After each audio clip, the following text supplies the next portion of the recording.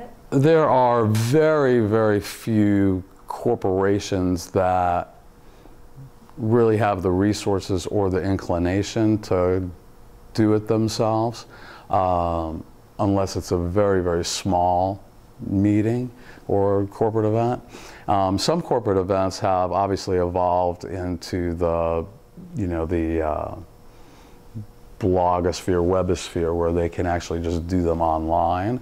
Those are very small, usually in-house kinds of events where you can have a sales meeting or something like that and not actually ever leave your office. Once you leave your office or you go to a destination, and Phoenix, the Phoenix metro area is considered, it's one of the largest and most popular destinations in the United States, it's nearly impossible for a meeting planner to literally do any portion of that themselves. They might have an in-house component who prepares the content, the title of the meeting. It's usually something motivational like, going for the gold in 2012 or something like that.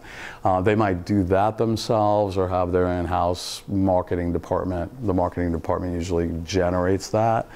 But with regard to producing everything from PowerPoints to videos, very little of it is done themselves. And as far as the events themselves, it's nearly impossible because of the technology that's involved now,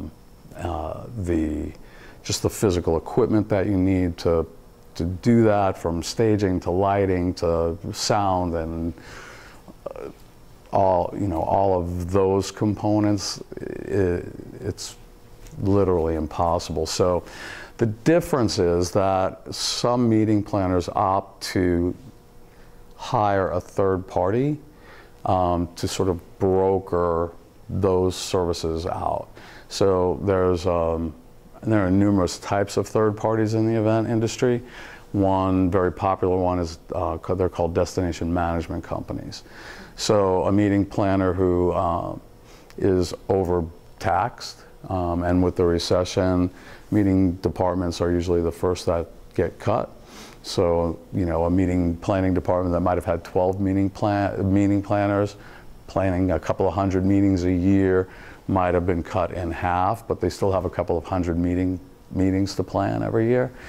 They would come to a destination and find a company called a destination management company, which does exactly that. They help them manage their presence in the destination, and those companies sort of broker out the services that they need. So again, we're an event management company, and we essentially fill that same role. The difference is that destination management companies are strictly brokers, whereas an event management company, we actually own our own inventory and actually provide the services ourselves.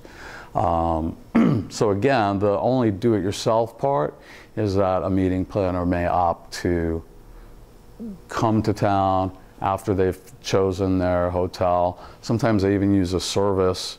There are huge companies like Conferon and Helms Briscoe that will actually buy rooms in bulk and resell them to corporate meeting planners. So they might even have assistance in selecting their venue, but generally they'll come and they'll do what they call a site inspection or a familiarization trip. They call them FAM trips. And then they'll select their venue, and after they've selected their venue, they want to kind of offload everything else onto someone, because they physically can't be in the market long enough to plan, select their own AV company or select their own decor company or select their own video editing company. It gets really, really dicey because compared to weddings, there are hundreds and hundreds of moving parts. The only thing they might do themselves effectively is we see more and more technology entering into the meeting process, especially trade shows and association type meetings where they've started to use Twitter and they've started to use Facebook for things as diverse as registration, meeting content, maps, things like that, so people can navigate the convention center and sort of know what's going on. They might do that themselves with an in-house tech person.